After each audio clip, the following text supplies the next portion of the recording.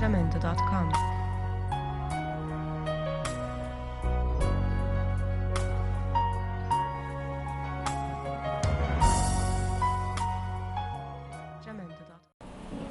Louvado seja Deus. A graça e a paz de Jesus. Hoje o tema do nosso culto é Pensamentos de Deus, nossos pensamentos. E é isso, os pensamentos de Deus estão aqui. E é aqui que os nossos pensamentos têm que estar. Provérbios 23, 7. Porque como imagina em sua alma, assim ele é. Senhor nosso Deus e Pai, louvado seja o teu nome, Senhor, engrandecido, exaltado, é o nome daquele que vive e reina para todo sempre. Senhor, estamos à tua disposição para ouvir a tua palavra, para saber o que o Senhor tem para nós neste dia, para termos mais uma semana guiados pelo teu Santo Espírito, em nome de Jesus. A igreja diga amém, amém e amém. Porque assim como imagina em sua alma, assim ele é. Todo um ramo da psicologia popular está baseado em um provérbio que afirma: porque assim como imagina em sua alma, assim ele é. Os psicólogos ensinam que a maneira como as pessoas pensam afeta suas emoções, sua capacidade de se relacionar com os outros e de lidar com circunstâncias difíceis. Eles afirmam que pensar positivamente aumenta a felicidade e o sucesso na vida. Aquelas pregações que trabalha no seu emocional, ela traz para você uma felicidade terrena. Então, para nós, os cristãos, devemos pensar de modo positivo. Não é uma pregação automotivacional, não é isso. Não é isso. Nós temos que entender certas coisas, separar as coisas. Nós temos que ser crentes, sim, cristãos, sim, mas inteligentes. Porque quando aparece uma pregação, você pode, você pode, você pode. Você pode, mas a palavra de Deus diz que você tudo pode naquele que te fortalece. Então tem que vir do alto. Não tem que gerar em você, gera algo positivo em você. A palavra de Deus te gera tudo que é positivo, porque você vai estar no centro da vontade dele e não do homem. Filipenses 4, 11 a 13. 11 e 13. Não vos declaro isso por estar necessitado, porquanto aprendi a viver satisfeito sobre toda e qualquer circunstância. Tudo posso naquele que me fortalece. Então Paulo está dizendo, olha, eu não preciso ir no psicólogo para que ele diga para mim, você tem que ser feliz. Você tem que largar o teu marido para ser feliz. Você tem que abandonar a tua esposa para ser feliz. Vai ser feliz. Nada disso. A palavra de Deus diz que, Paulo diz que em toda situação, seja ela qual for, ele sabe viver contente, satisfeito. Porque ele fala assim, tudo posso naquele que me fortalece. É na palavra. Pensamentos de Deus, nossos pensamentos. Entretanto, a Bíblia ensina que esse traço não é adquirido através de simples esforço pessoal. Ao contrário, É um produto da presença do Espírito Santo habitando em nós. Nós temos que ter essa plenitude. Nós temos que ter a presença do Espírito Santo em nós quando estivermos passando situações que te encurralam no canto ou que te aborrece. Esse produto do Espírito Santo é que nos faz ser mais do que vencedores. É esse produto que diz: você pode todas as coisas. Nós devemos meditar naquilo que é verdadeiro, é respeitável, é justo, é puro, amável e de boa fama. Se o teu pensamento não está ligado a isso, o que é verdadeiro, o que é respeitado, o que é justo, o que é puro, é amável e de boa fama, precisa descer à casa do olheiro. Ainda não é convertido. Filipenses 4:8. Concluindo, caros irmãos, absolutamente tudo o que for verdadeiro, tudo o que for honesto, tudo o que for justo, tudo o que for puro, tudo o que for amável, tudo o que for de boa fama, se houver algo de excelente ou digno de louvor, nisso pensai. Isso tem que ocupar o teu pensamento, e não outras coisas. Nossas mentes devem estar cheias de pensamentos virtuosos, louváveis diante de Deus. Louváveis diante de Deus. Os pensamentos, como disse a irmã Catarina, não falam, mas os pensamentos falam para Deus. Aqueles cujos corações ainda não foram transformados pelo Espírito de Deus, descobrirão que, em última análise, elas são impotentes para combater o mal que existe em suas mentes. Você precisa ter essa presença na tua vida para bloquear o pensamento mal. Sabe por quê? Porque as condições que existem em nossos corações determinam as condições dos nossos pensamentos. Mateus 15:19. Porque do coração é que procedem os maus intentos, homicídios, adultérios, imoralidades, roubos, falsos testemunhos, calúnias e blasfêmias. Então devemos cuidar da nossa mente. Pensamentos de Deus têm que ser nossos pensamentos. E pensamentos ímpios, inevitavelmente, se manifestarão em palavras, atitudes ímpias. Se nós não trabalharmos nossa mente, não exercitarmos nossa mente em tudo que é puro, é perfeito, tudo que é louvável diante de Deus, a nossa mente vai produzir atitudes ímpias. Judas 15:16. A fim de executar juízo sobre todos e convencer a todos os ímpios de todas as ações malignas que cometeram e de todas as palavras insolentes que os pecadores incrédulos proferiram contra ele. Então essa gente toda proferem palavras ímpias, blasfemam contra o nosso Deus. E nós? E nós? E os nossos pensamentos?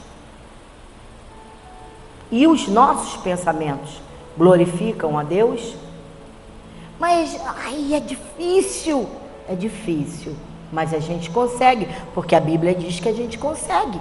A Bíblia diz que tudo que for puro, de boa fama, louvável diante de Deus ocupe o nosso pensamento.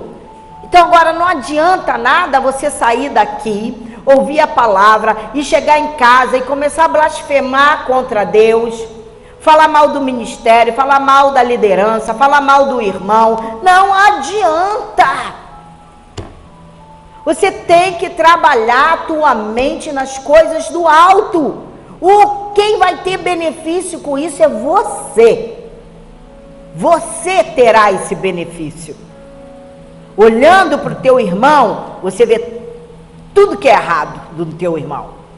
Mas Jesus disse assim: antes de tirar a trave do olho do teu irmão, tira do teu primeiro. Tudo ele joga para a gente. Ele fala: vai ver você primeiro. Vai ver você primeiro. Porque a nossa mudança atrai coisas positivas. O poder do Espírito Santo habilita o cristão a ter pensamentos obedientes a Cristo. Olha, o poder do Espírito Santo habilita o cristão a ter pensamentos obedientes a Cristo. Então o Espírito Santo habita em mim, habita em nós. Então ele nos habilita a ter pensamentos obedientes a Cristo. 2 Coríntios 10, 5. Tais pessoas vivem murmurando e se queixando, dominados por seus próprios desejos impuros.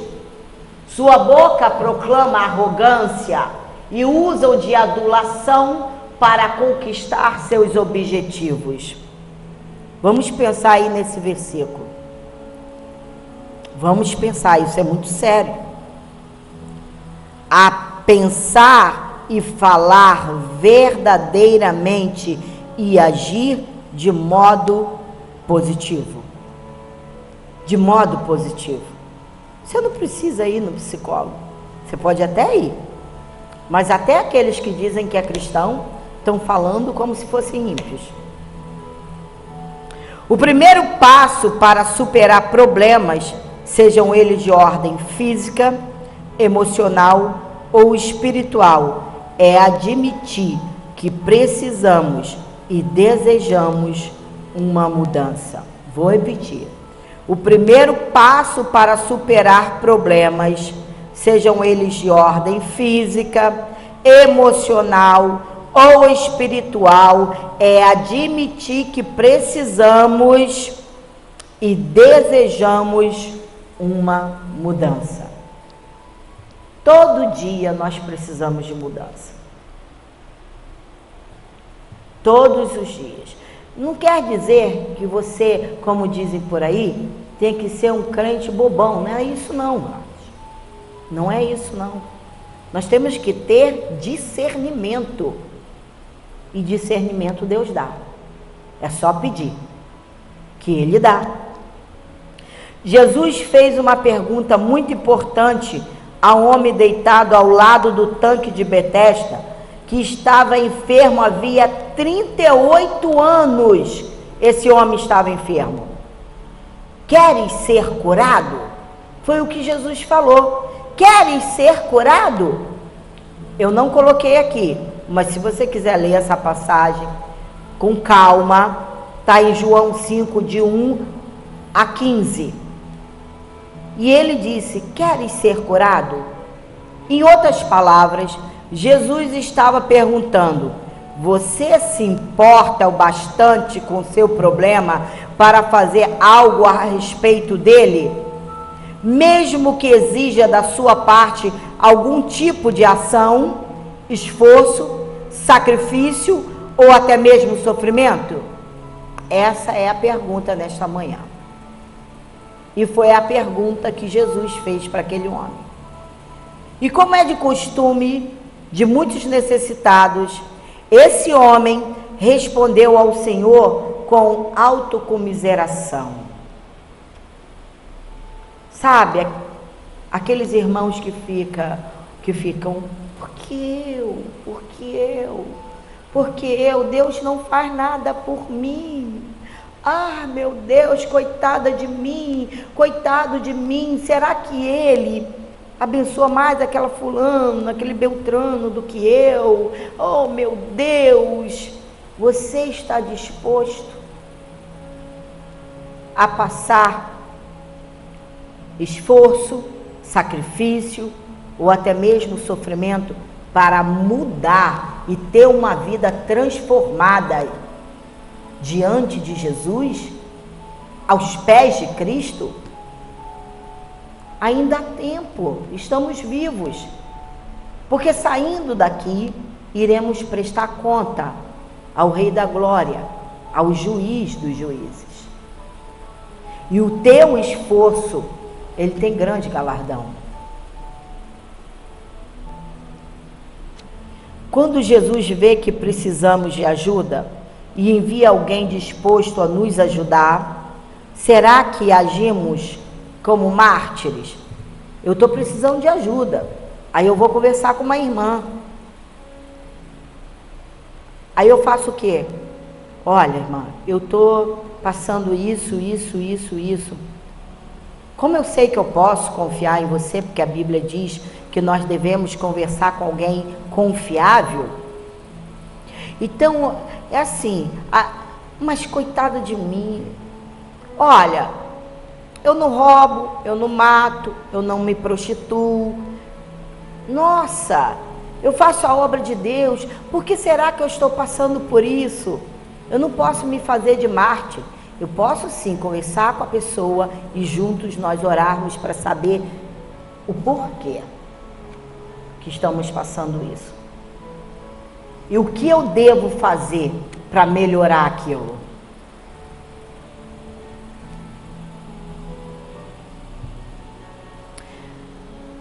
A pessoa que se prende a esta atitude tem poucas chances de experimentar a cura.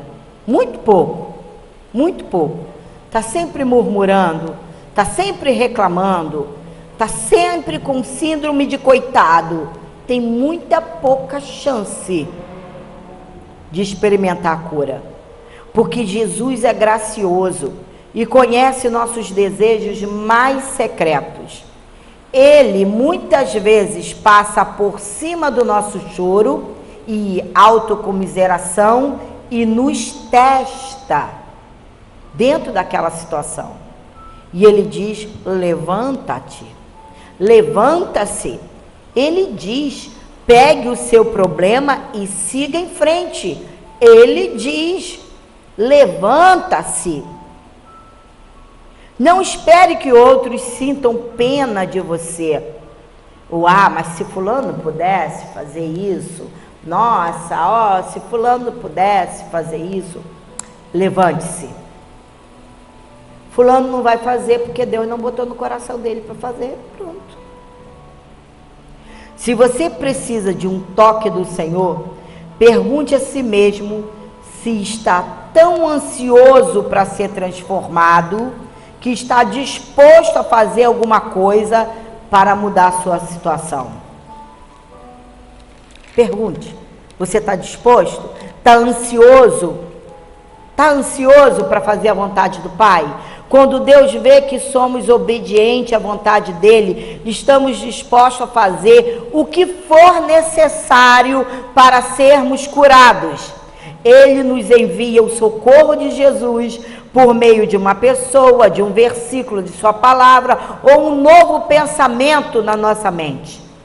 Devemos seguir a orientação de Deus, pois Ele nos criou e sabe exatamente o que precisa ser feito para nos curar. É Ele que sabe exatamente o que nós precisamos para nos curar. Vejamos agora alguns pré-requisitos para uma autoestima saudável. É um pré-requisito. Número 1.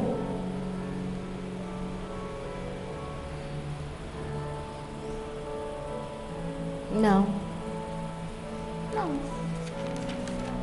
Vai. Passa.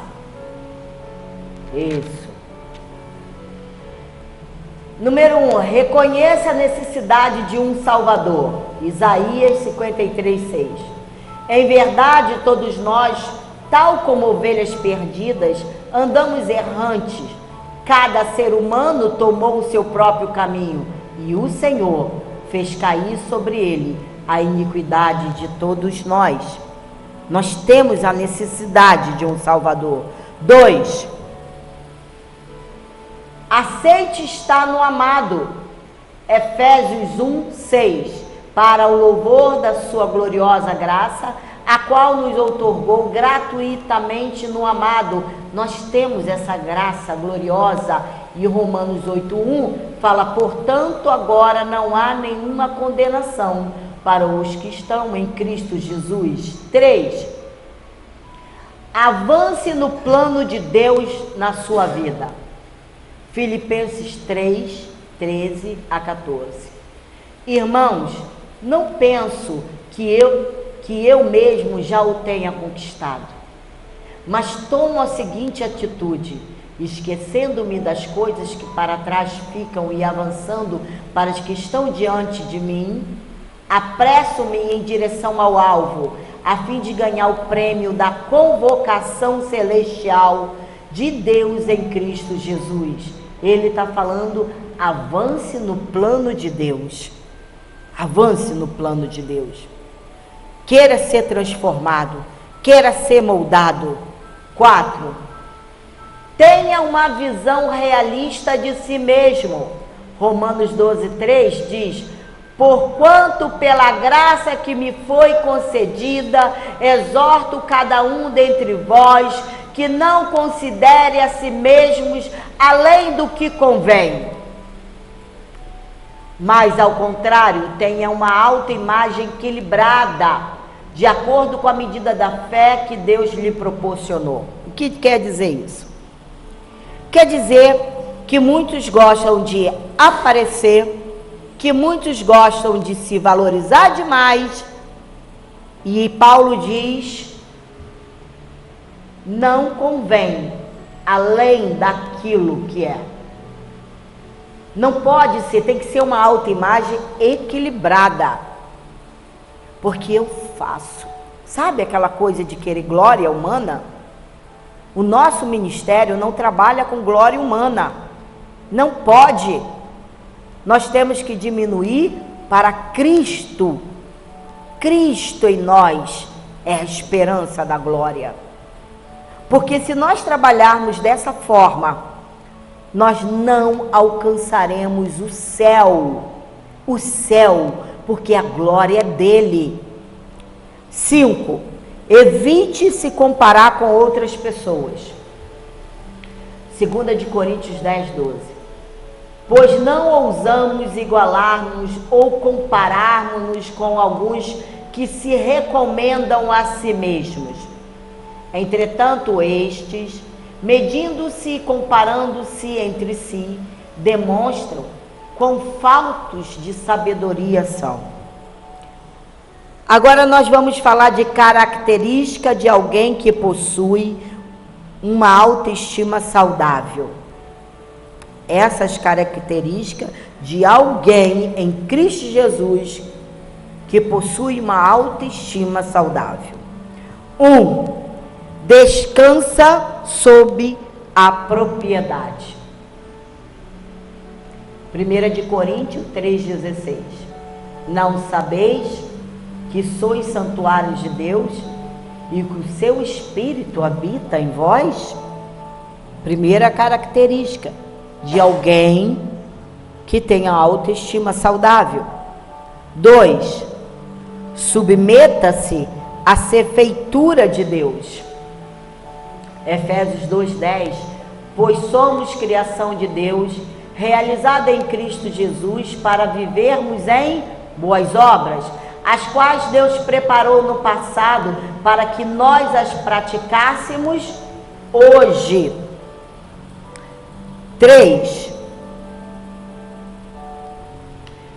Aprecie as diferenças de outras pessoas. Não coloquei porque é muito grande, mas está ali 1 de Coríntios 12, de 1 a 31. 4. Dispõe-se a correr risco, dá passos de fé. Esther 4, de 13 a 16. Todo mundo conhece a história de Esther. Imediatamente mandou adverti-la: não imagines que somente por estares vivendo no palácio do rei serás a única escapada da matança dos judeus. Esther estava lá, sentadinha, bem confortável, na sua zona de conforto, mas ela teria que dar um passo de fé para salvar o povo judeu. Olha, não pense que você não tenha missão aqui na terra. Todos nós temos missão aqui na terra. Nós precisamos sair da zona do conforto. Temos uma missão na terra. Porquanto se calares neste momento crucial, certamente socorro e salvação surgirão de outra parte para os judeus. Olha o que o tio dela estava falando. Se você se negar a interceder pela sua nação, pelo seu povo, não tem problema. Certamente surgirá socorro de outra parte. Mas que você vai perder sua coroa, você vai. E isso é para nós. Mas tu e a tua casa, mas tu e a casa de teu pai, os teus familiares, todos sereis aniquilados. Quem sabe se não foi para este dia que foste nomeada rainha da Pérsia. Próximo. Então Esther mandou a seguinte resposta a Mardoqueu, o tio dela: vai, ajunta todos os judeus que se acharem na capital de Suzã, e jejuai por mim, e não comais nem bebais por 3 dias, nem de noite, nem de dia. Eu e as minhas servas também jejuaremos. Depois irei ter com o rei. Ainda que esse seja um gesto considerado rebelde e contra a lei, se perecer por isso, pereci. Muitas vezes Deus coloca as coisas para que você e eu possamos resolver, mas sair da zona de conforto é muito ruim. Mas Esther falou: olha, eu vou ter que encarar o rei, eu não posso chegar na presença dele sem que ele me chame. Aquela que ousar fazer isso, ela é morta. Então ela disse: ó, se eu perecer, eu pereci. Ela não pereceu, ela agiu com fé. 5. Estabelece bons relacionamentos com outras pessoas. Ruth 1, 16 e 17. Ao que lhe respondeu Ruth: não insistas comigo para que te abandones e deixa de seguir-te. Era Ruth falando com a sua sogra. Pois aonde quer que fores, irei eu, e onde quer que pousares, ali pousarei eu. O teu povo é o meu povo, e o teu Deus é o meu Deus. Próximo. Onde quer que morreres, morrerei eu, e aí haverei de ser sepultada. Que o Senhor me castigue, como lhe aprouver, se outro motivo que não seja a morte me separar de ti.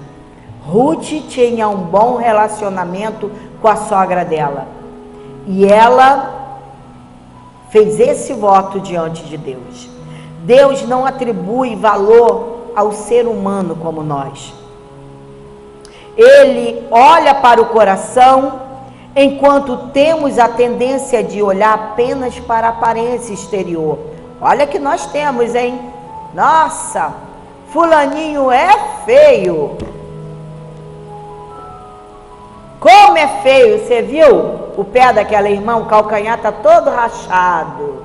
Ai, eu tenho uma bronca disso. Vocês não imaginam. Quando eu vejo uma irmã chegar perto de mim e falar: olhou pro pé dela, eu, papai. Próximo que falar, eu vou dizer: pega teu dinheiro e paga uma manicure para ela.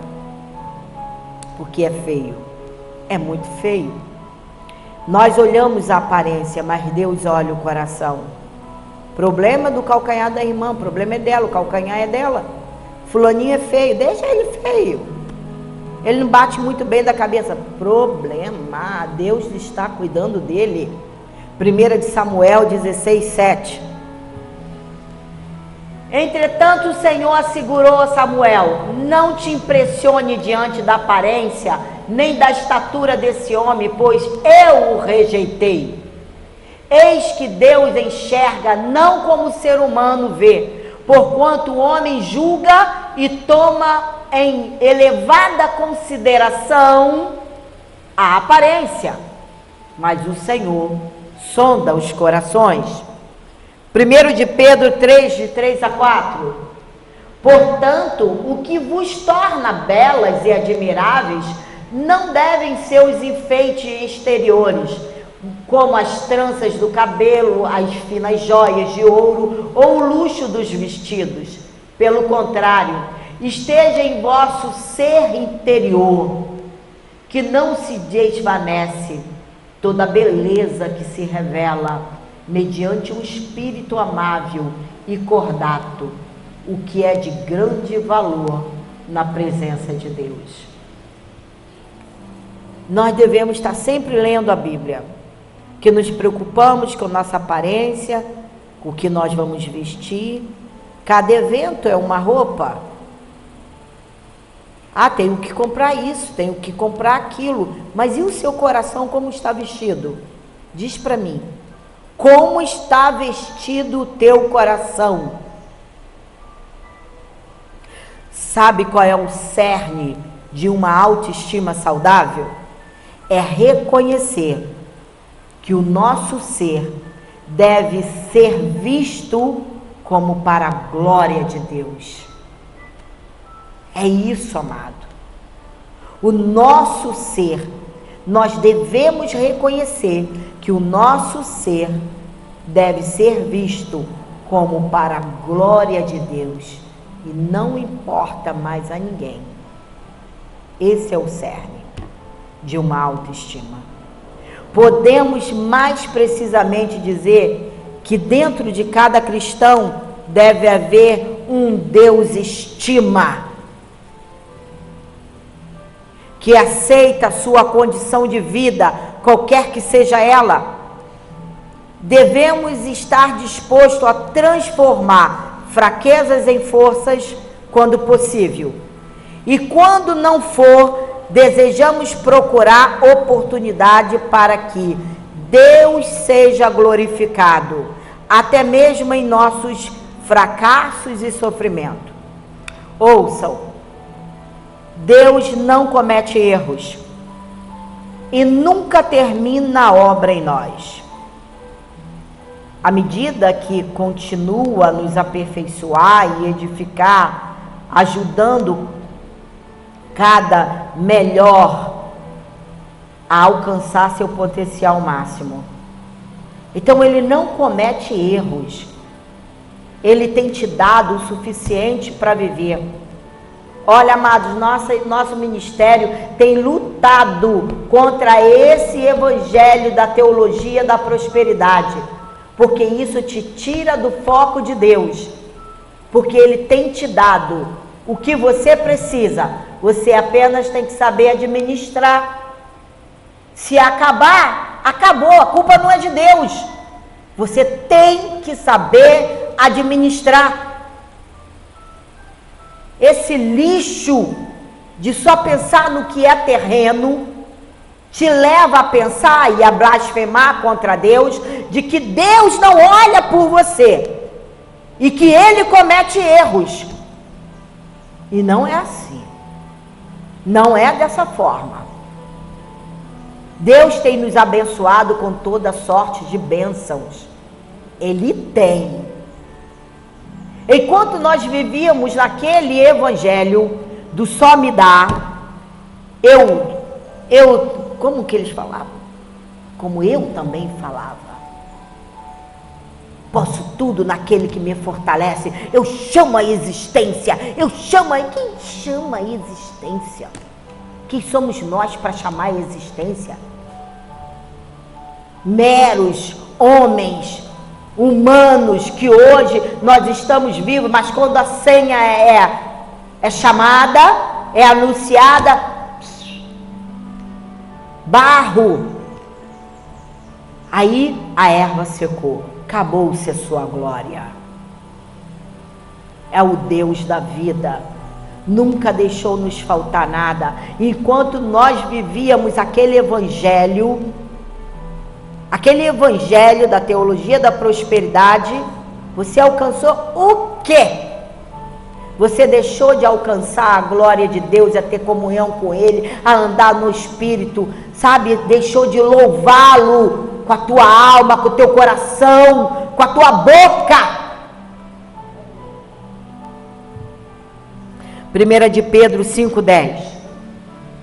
Ora, o Deus de toda graça que vos convocou à sua eterna glória, Ele nos convocou em Cristo Jesus, logo depois de ter sofrido por um período curto de tempo, vos restaurará, confirmará, concederá forças e vos estabelecerá sobre firmes alicerces.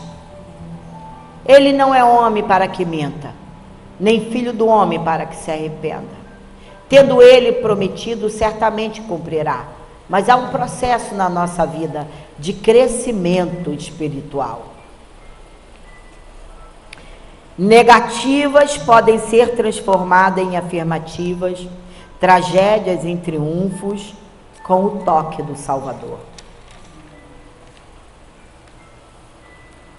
Finalmente, quando sentimos o poder de Deus fazendo mudanças positivas na nossa vida, não devemos deixar que os incrédulos, há alguma coisa boa nos incrédulos para te fortalecer? Não devemos deixar que os incrédulos nos convençam de que tudo é mera coincidência. Sabe, você, eu somos donas de casa. E algumas vezes nós recebemos algumas visitas. E essas, ou pelo telefone. Eu já ouvi diversas vezes, hein? Nossa, mas você só vive dentro de casa. Lava, passa, cozinha. Você tem que sair para ser feliz. Aí você vai analisar a vida daquela pessoa, mas você vai se deixando levar pela conversinha do incrédulo. Mas quando o Espírito Santo está dentro de você, ele te desperta e fala assim: olha para trás de mim, Satanás. Para trás de mim. Porque os seus conselhos são conselhos do inferno, do diabo, e não vem da parte de Deus. Se não tem comunhão com Deus, não tem conversinha com você nem comigo. Eles tentam, mas eles não conseguem. Porque aquele que está em nós é maior. Pode até fazer assim, mas não é mesmo. Eu só vivo aqui dentro, limpando. Olha, você quer passear? Até isso peça a Deus. Senhor, eu necessito passear com a minha família. Eu necessito dar um voozinho aí para esparecer a mente. Ele vai te conceder. Ele vai te conceder. Porque nós temos um amado em nós, que não rejeita nada. Nenhum pedido que nós façamos, ele rejeita, se isso for para a glória dele. Mas se for para se amostrar para os ímpios, para as demais pessoas, esquece, vai ser perdas, será perdas.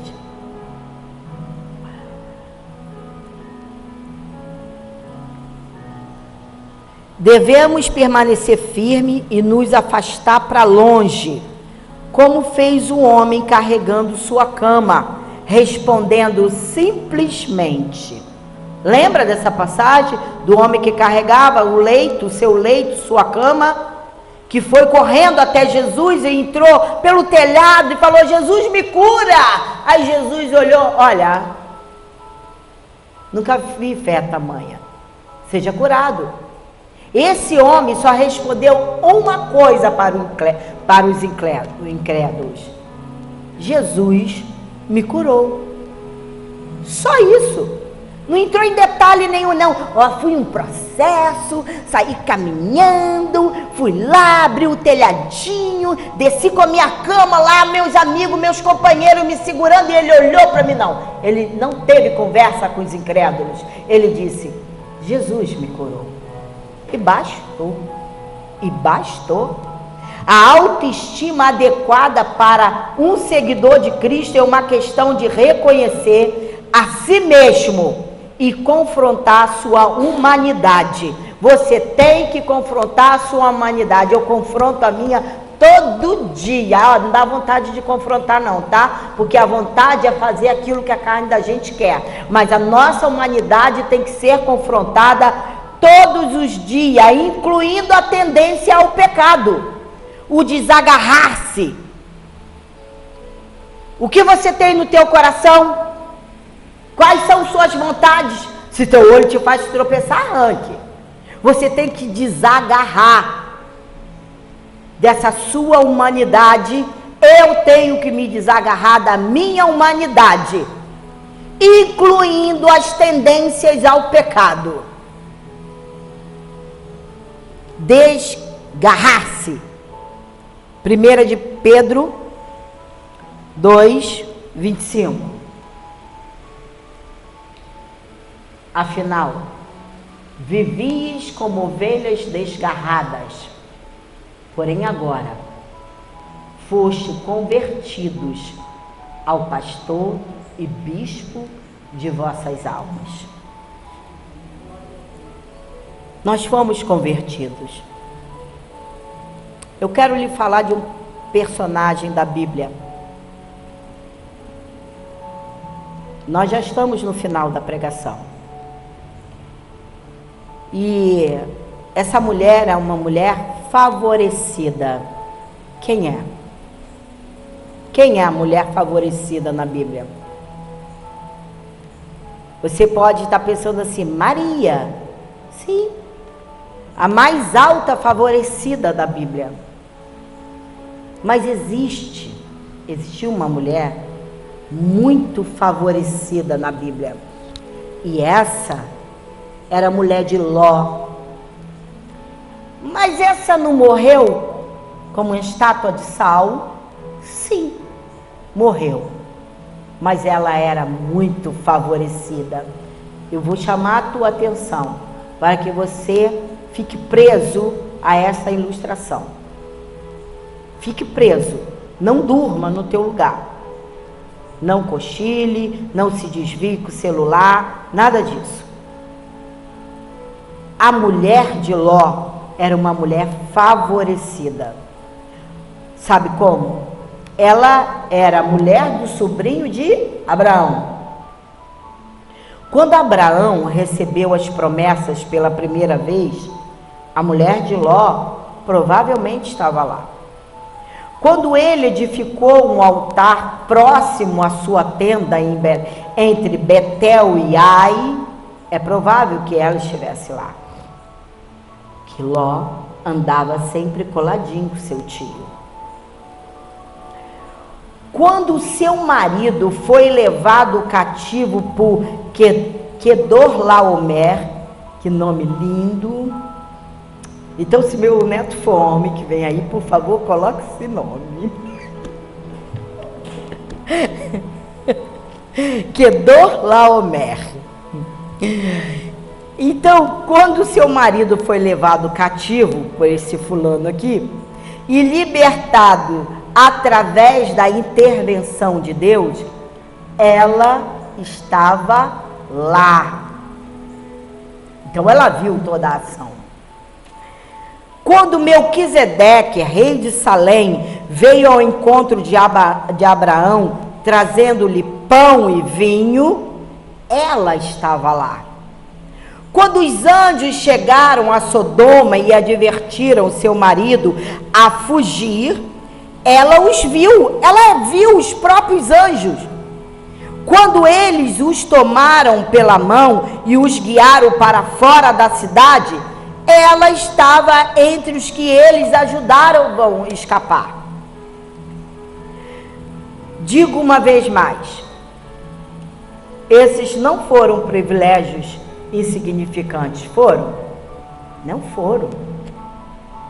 Uma mulher que contemplou a glória de Deus, vendo o marido ser liberto, uma mulher que viu os próprios anjos, uma mulher que viu Melquisedeque levando pão e vinho para Abraão. Então, esses não foram os privilégios insignificantes.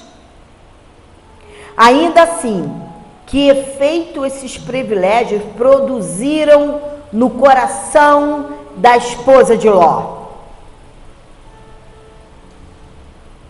Pensamentos de Deus, nossos pensamentos. Praticamente nenhum. A despeito de todas as suas oportunidades e recursos da graça, a despeito de todas as advertências especiais e mensagens recebidas do céu, ela viveu e morreu ímpia, impenitente, incrédula e sem a graça. Amados, se você recebe, está sempre recebendo a graça de Deus e vendo um poder de Deus sobrenatural na tua vida, não seja incrédulo. Os olhos do entendimento da mulher de Ló nunca foram abertos. Sua consciência nunca foi despertada e vivificada. Sua vontade nunca foi trazida a um estado de obediência a Deus. Por favor, traga a sua vontade à obediência de Deus. Suas afeições nunca foram de fato colocadas nas coisas que são do alto. Quais são suas afeições? As suas afeições estão aonde? No alto ou no terreno? No céu ou na terra? Precisa trabalhar. Porque as afeições da mulher de Ló nunca foram colocadas nas coisas lá do alto. Ela mantinha aquela aparência de religião por causa do costume e não por causa do que sentia. Isso era um disfarce desgastado para agradar as pessoas com quem convivia, mas não provinha de nenhuma noção do seu real valor. Ela fazia o que os outros ao seu redor faziam na casa de Ló. Ela se amoldou aos costumes do seu marido, porém não era convertida. Tinha toda a evidência da graça, ela via o poder de Deus na vida do marido dela. Ela via como Deus supria as necessidades, como Deus livrava da morte. Ela via tudo isso. Ela foi resgatada pelos próprios anjos. Mas por causa da sua cobiça, por causa da sua mente infrutífera, por causa do seu coração que não se amoldou à obediência de Deus, ela virou uma estátua de sal. Ela morreu ímpia. Ela morreu vendo todas as evidências da graça de Deus. Foi uma mulher favorecida. E nem assim se dobrou para Deus. Nem assim moldou os seus costumes dentro dela, porque Deus olha o coração. Deus não olha a aparência. Afinal, ele era o sobrinho de Abraão, Ló, a quem Deus falou para Abraão: vão matar todos na cidade de Sodoma. E Abraão falou: mas se houver um justo, o Senhor o livrará? Ah, sim, por causa de um justo, sim. Então segue-se que Ló era um justo, e por causa de Ló, a sua família foi resgatada pelos próprios anjos. Mas a mulher de Ló não tinha o coração ligado com Deus. mesmo diante de total graça, mesmo de sendo totalmente favorecida, o coração dela não era voltado para Deus. A sua vontade nunca foi levada a um estado de obediência a Deus. Nós não vemos Deus, mas Ele nos vê.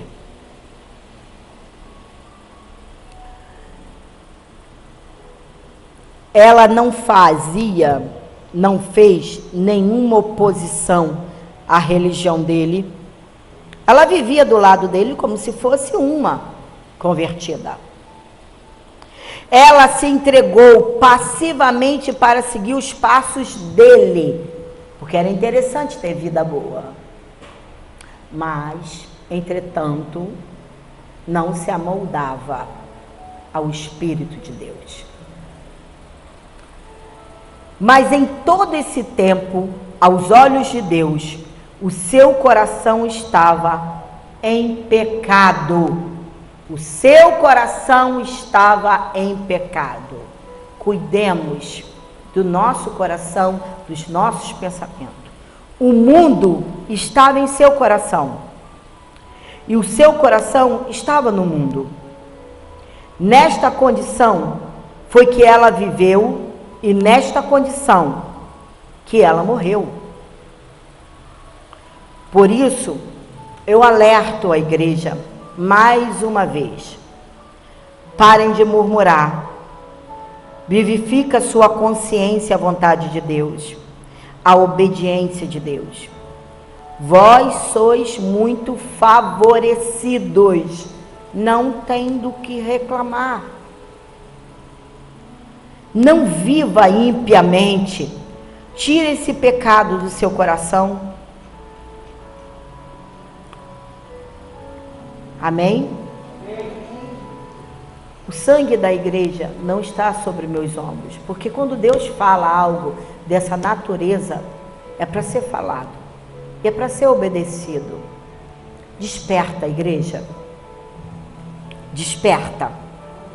Desperta, igreja. Conserta o seu altar. Conserta o seu altar. Conserta o teu altar. Glorifique a Deus, porque o Mestre está voltando. Amém?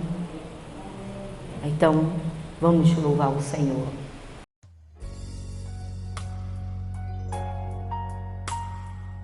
Jamendo.com